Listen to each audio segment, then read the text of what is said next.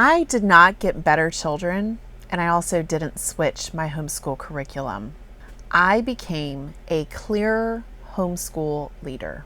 That distinction is so important because most of the time, all of your homeschool problems are not actually your children. Most of the homeschool problems that I have encountered stop happening when mom decides to stop hesitating and to step up. If you have watched the first 2 videos in this series, then you know already what I stopped doing. And if you haven't seen those yet, you can watch those here. And I suggest that you do so that you have all of the context you need. I stopped reacting. I stopped adjusting endlessly. And I stopped calling all of the uncertainty that I was having peace. And this video is about everything that replaced those things. Because here's the deal, you cannot build a strong homeschool simply by stopping the things that aren't working. You have to proactively build habits of excellence. The biggest changes that I made in my homeschool did not happen by planning things out on paper. The biggest changes had to happen internally, and not really in my children, in me. The first important shift that I made was always standards before feelings. I absolutely stopped allowing how the day was going to determine what happened in that day. The standards stayed the same, whether I was feeling really energized or whether I was tired or whether the baby was teething or any other excuse I had previously come up with. Another thing was decisions before discussions or negotiations. I have quite a few children who would make fantastic attorneys because they love to negotiate. They love to try and figure out the details so that they can work them in their favor. But here's something that you need to understand, Mom. Not everything requires a family meeting. You do not need to take a vote for how your children believe the day should go. You get to make that decision on your own. Most things in your homeschool require leadership, not delegation. Clarity as to what the standards are set by me reduced the amount of arguments we had by so much. The clarity of my decisions reduced the conflict in our homeschool so much more than debate or discussion ever did. Another change that we made was that consistency replaced creativity. I stopped reinventing the wheel every single week, and instead I leaned into what was working and doubled down on it. Leadership became the daily posture instead of what I leaned into when everything started falling apart. And let me explain what I mean by that. So, you know how some moms will nag their child over and over and over. Do your math, do your math, do your math, get back to your math. Well, after you've said that 5 or 6 times and your child is still not doing your math or doing his math, what ends up happening? Well, mom starts yelling or mom starts threatening things. And that is finally what moves some children into action. Some still don't do it. Okay, so that is mom pretending to be the leader. But let me tell you a little secret. Leaders tell the child to do something once, and if they don't follow through, there's a consequence. Everybody knows who is in charge when a real leader is in charge. Another thing I stopped doing was stopped asking, how are we going to get this done today? And I started saying, this is just how we do school. And it was the same every day.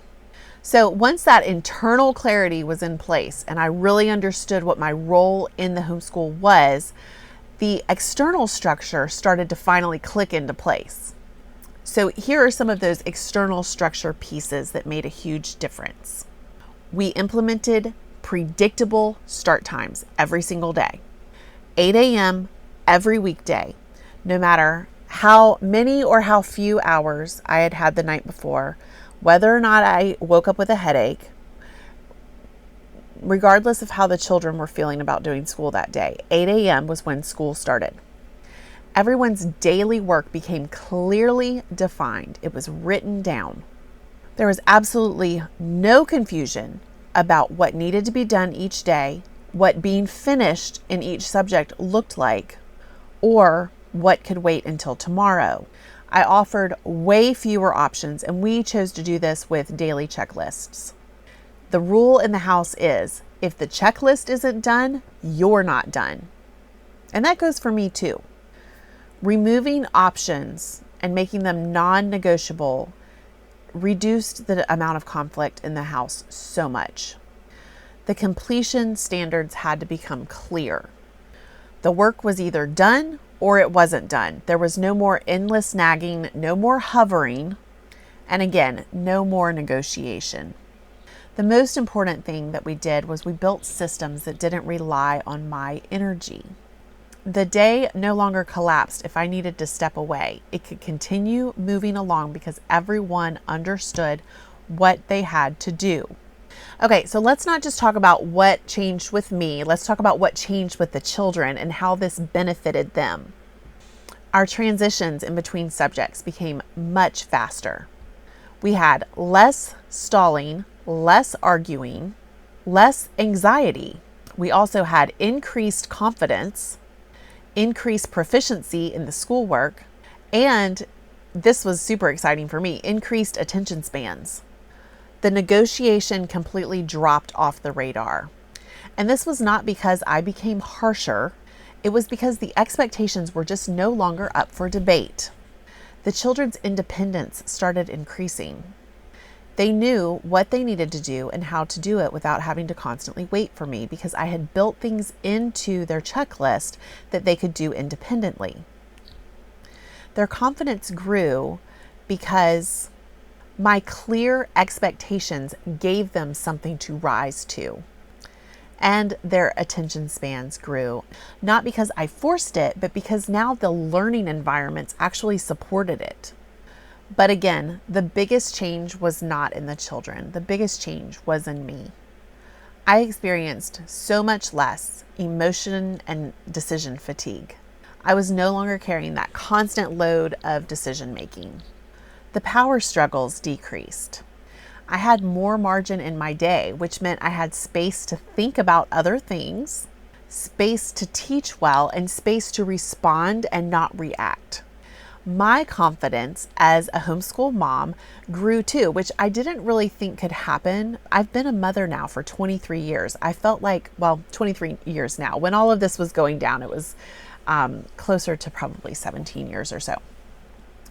But my confidence actually did grow because I had put together a predictable system and I felt like I was on top of it for the first time ever.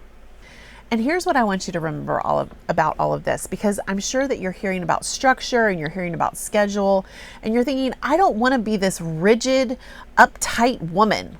That is absolutely not what has happened here. I definitely did not become rigid. But what I did become was reliable. And who doesn't want to be a more reliable mom? That reliability is actually what allows freedom to exist without the chaos. Because let me tell you something, freedom, quote unquote freedom, that comes along with chaos is really no fun for anyone. So none of this is about copying my homeschool, but I just want to encourage you to step into the leadership of your homeschool and to start really mothering your children well. If you want or need help building this same type of structure for your own personal homeschool and the personal schedules that you have that are unique to you and your family, that is why I created the Homeschool Schedule Blueprint. It's to help you design the perfect schedule for your house, your family, your constraints, and your strengths. If you want ongoing training, accountability, coaching, and leadership development, then that is what the Headmistress Circle is for. It is not for motivation or for hype. It is for women who want to choose clarity and excellence over laziness and chaos. So this is everything that has changed for me. And it is why I will never, ever go back to a relaxed or peaceful homeschool ever again.